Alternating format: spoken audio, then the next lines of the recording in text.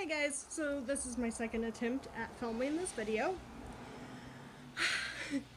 The other video, my highlighter fell off the porch from where I'm filming, and then Dakota called, so I just decided to answer it and go down and grab it so I could watch it for you.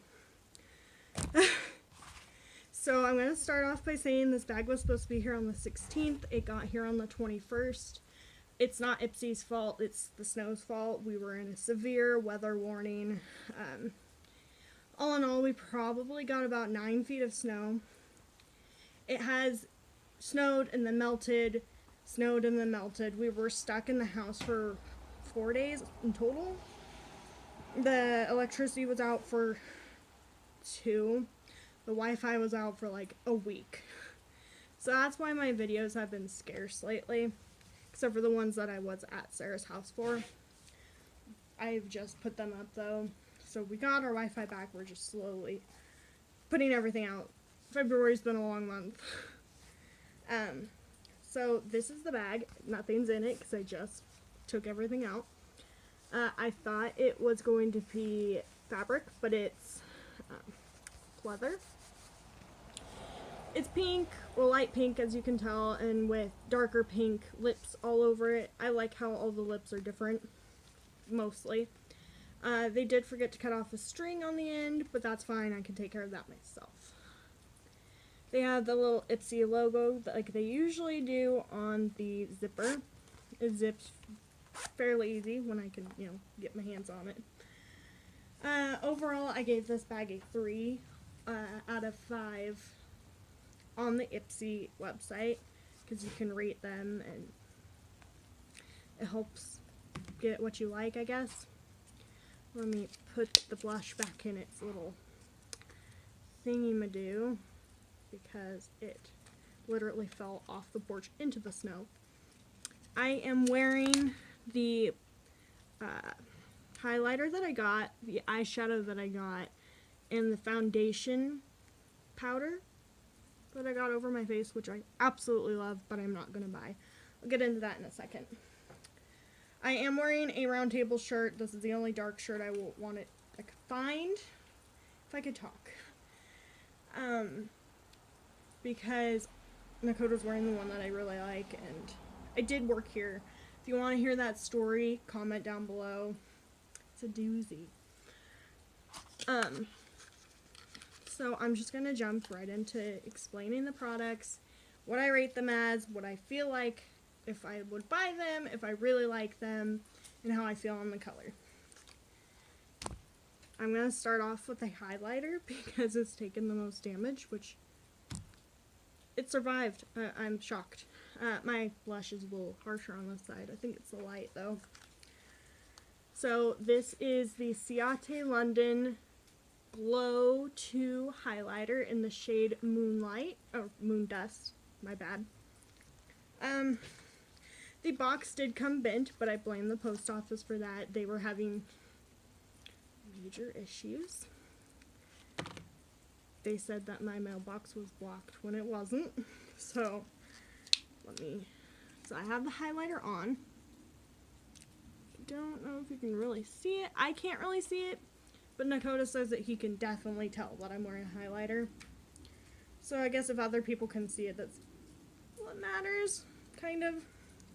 And this is the color it is in. It's more of a rose gold. Almost my skin color right now in this light and on the camera. But I'm going to swatch it. It's got a dusty, kind of creamy texture.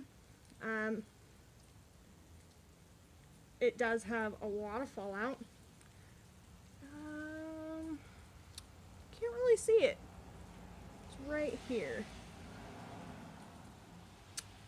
You can see it in person if you take it on, but over the camera you cannot tell. Maybe if I had like a flashlight or actual lighting, not in the sun. But we're working with what we've got. So I would rate this probably a 2.5, just because I don't like the way it feels. The color payout's not great. It's not as shiny as I would like it. I was excited for it, ish, because I can always use more highlighters. This one's just not the greatest. I'm not going to be purchasing that one just because there's so many better highlights out there. Why would I choose one that it's instead of one that's like, oh my gosh, this is the best thing ever.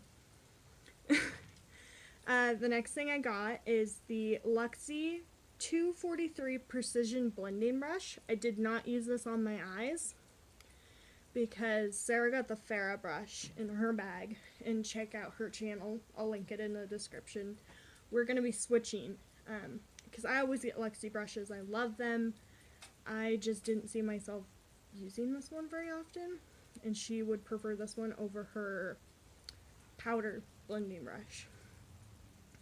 So it's very soft. This is what it looks like up close. If I don't drop it. It's very pretty.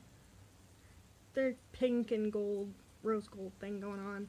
There is white bristles in it, which I don't remember being in the other ones, but maybe it was. I'd give it a 5 out of 5 because it's a brush. Can't go really wrong with a brush unless it's like too stiff and pokey. But so overall, it's a great brush. I would buy it if it's in a set, but alone I wouldn't. I'm gonna go over the pricing, and yeah, I forgot to tell you, they started putting in a paper telling you everything about the product-ish, except for like the ingredients and stuff. But this is really cool. They didn't used to do this. So Ipsy's stepping up their game. They don't put the prices on. I had to do that myself. The highlighter, which is only a little bit bigger than this one, is $29. That's really expensive for a decent highlighter. That's not the best.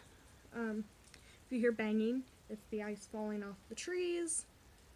Just ignore it. I try to. The next thing I got, the brush is about $10-ish. It could be 16. I could not find this brush to save my life on the Ipsy website. So I'm just going to go with $10 because it was between 9 and 16.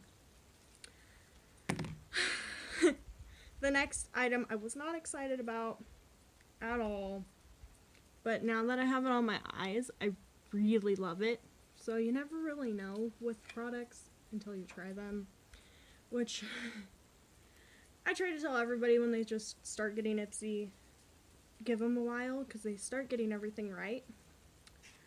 It is the Alternative Rock Volume 1 Shadow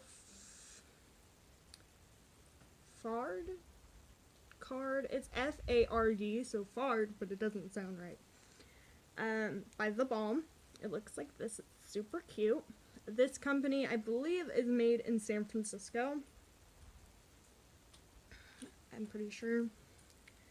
And it is in the shade called Take It for Granted. And this is what it looks like. If I don't throw it off the porch. But yeah, it was purpley gray, and I was like, what can I do with that? So this is what it looks like on the finger. Looks dead, like dead zombie skin. And that's what it looks like on. It changes, I think, where you put it, because it looks more pink on me than it does in the little packet. This is usually $27.50 per palette. I probably will splurge on the palette just because this eyeshadow is so nice. Who doesn't need more eyeshadow? Now, the next product, I have issues with their brand. I love some of the stuff they come out with, like their loose pigmented eyeshadow. And apparently I like their powder foundation, but they test on animals, so we're not gonna buy them. Sorry. And if you haven't guessed already, it is MAC. Oh, Makota's just come home. And I was excited to try this powder. I really like it on my skin. It looks beautiful.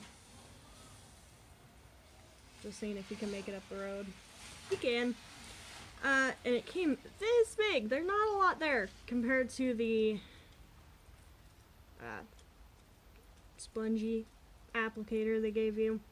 It's like twice as big. And it looks way darker on the sponge than it does on my skin. It looks absolutely perfect. It, like, sorry, someone is trying to drive on the ice. It absolutely smoothed my skin out, covered everything. But until they start not testing on animals, I'm probably not gonna buy it. It is usually $30 for a whole one, which isn't much, like, probably about that big, which I think is really, really pricey for a powder foundation, but maybe that's just me, because I usually just get Wet n Wild, and it works perfectly for me. Now to the last product. This one was the most anticipated out of my bag for me. It is Kinsey Life Beat perfume. And I was like, oh, a perfume sample, it's going to be really tiny. I was wrong. I pulled it out and I was like, that's a huge box for a perfume sample. It is an on-the-go perfume. So it is fully, like, filled up to the tip. It's got a spray nozzle. The full size, which is like 3 times bigger than this, or more-ish, is $38.49, which is an amazing price for, like, a great smelling perfume. I think I will definitely be purchasing this after I run out. I have gotten a perfume sample in every box I received this month, when I received them. But it says, this trend-setting fashion brand known for its feminine and soft designs is also killing it with a fragrance game. One whiff of the citrusy floral scent and you'll be totally addicted. We literally take it everywhere. The portable size is fab for spritzing on the go. It smells so good. It smells, you know, it says don't rub it in. I'm gonna rub it in. It smells like summertime, like the end of summertime when everything's like in like the last stages of being bloomed. It smells amazing. It's beautiful. And slight hint of sunscreen, but I think that's just in my head. Like a good smelling sunscreen. It's not like horrible. That was my Ipsy bag. Like I said, I rated it a 3 out of 5 because the highlighters, not good. Not good at all. I don't think I rated this, so I'm going to give it a 5. I love this eyeshadow. The brush, which Sarah's getting, is a 5. I already said that. The MAC would be a 5 if they didn't test on animals. Since they test on animals, it's a 2. And the Kinsey perfume's obviously a 5. The reason I gave this bag a 3 out of 5 is because I'm not happy about it being leather. That's a personal preference. I wasn't going to be able to use 3 out of... Well, I'm going to be able to use most of the products, but the thing I was excited for flopped, and the MAC powder, which I love, but you know my reasoning. Really, I'm only going to use 2 of these products daily, so that's why I gave it a 3. I am thinking about getting 2 Ipsy bags and then giving one to my mom. Usually I am giving her this bag. I don't know if I said that, but so yeah, that's my Ipsy bag for February 2019. For almost the end of February 2019. I am going to get this up at the end of February, so if you could just like and subscribe, comment down below what's your favorite product, what did you get in your Ipsy bag. I would love to hear it. So please remember, please try and stay happy and positive in whatever walk of life you're in, because that's what matters the most. Bye.